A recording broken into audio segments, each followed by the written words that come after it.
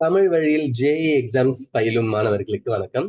So கடந்த வீடியோக்கள் எல்லாத்துலயுமே எனக்கு கன்டினியூஸா வரக்கூடிய கமெண்ட்ஸ் என்ன அப்படின்னா, நான் பிரைவேடைசேஷன் பண்ணியும் எனக்கு சில பேர் பண்ற கமெண்ட்ஸ் என்னன்னா, நாங்க ஜேஇ எக்ஸாம்ஸ் தான் படிக்கிறோம். ஆனா நீட்டுக்கான வீடியோஸ நாங்க பார்க்கலாமா? நீட்க்கான கொஸ்டின்ஸையும் நாங்க ப்ரிப்பேர் பண்ணலாமா? அப்படின்னு கேட்கறாங்க. அதே மாதிரி நீட் படிக்கிறவங்க என்ன கேட்கறீங்க அப்படின்னா, என்னுடைய சில வீடியோஸ் நீட்ஸ் இருக்கும். அவங்க என்ன கேட்கறீங்கன்னா, ஜேஇ கொஸ்டின்ஸையும் நாங்க பார்க்கணுமா? ஏன்னா ஜேஇ கொஞ்சம் டஃப்ன்னு சொல்றாங்க நீட்ட விட. அத நாங்க பார்க்கணுமா? அப்படின்னு கேட்கறீங்க. சோ உங்க 2 பேருக்குமே நான் சொல்ற ஒரே ஒரு பதில் என்னன்னா, நீட், ஜேஇ 2த்துக்குமே பிசிக்ஸ், கெமிஸ்ட்ரி சேம் தான். ஓகேவா? சிலபஸ் சேம் தான். கொஞ்சம் தான் மாறும். சிலபஸ் சேம் தான். Physics, chemistry same.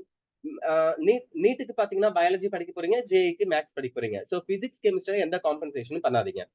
ஃபோக்கஸ் பண்ணணும். எனக்கு கொஞ்சம் மேத்தமேட்டிக்கல் கம்மியா இருக்கும் அப்படின்னு நினைச்சீங்கன்னா, நீட் படிக்கிறவங்க நீங்க என்ன பண்ணுங்க அப்படின்னா, ப்ராப்ளம் ஓரியன்டட் விட தியரி ஓரியன்டடா அதிகமா பாருங்க. கான்செப்ட்ஸ் மெமரைஸ் பண்றதுக்கு அதிகமா முயற்சி பண்ணுங்க.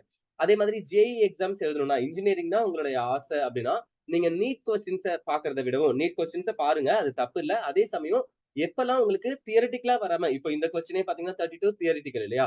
ப்ராப்ளமேட்டிக்கா வரக்கூடிய கொஸ்டின்ஸ்க்கு நீங்க அதிக ஃபோக்கஸ் குடுங்க. ஏன்னா, நீங்க மெயின்ஸே கிளியர் பண்ணாலும் அடுத்தது அட்வான்ஸ் எழுதணும். அட்வான்ஸ்ல ரொம்ப ரொம்ப நாலேஜபிள் கொஸ்டின்ஸா அதாவது நீங்க திங்க் பண்ணி எழுத வேண்டியதா இருக்கும். அத ப்ராப்ளம்லாம் ரொம்ப ஸ்பீடாவே சால்வ் பண்ண வேண்டியதா இருக்கும். வித்தின் 1 மினிட்ல நீங்க எப்படி ஒரு 3 மினிட்ஸ், 5 மினிட்ஸ் சால்வ் பண்ற ப்ராப்ளத்த சால்வ் பண்ண முடியும். அதுக்கு நீங்க பை பிராக்டிஸ் தானே முயற்சி பண்ணணும்.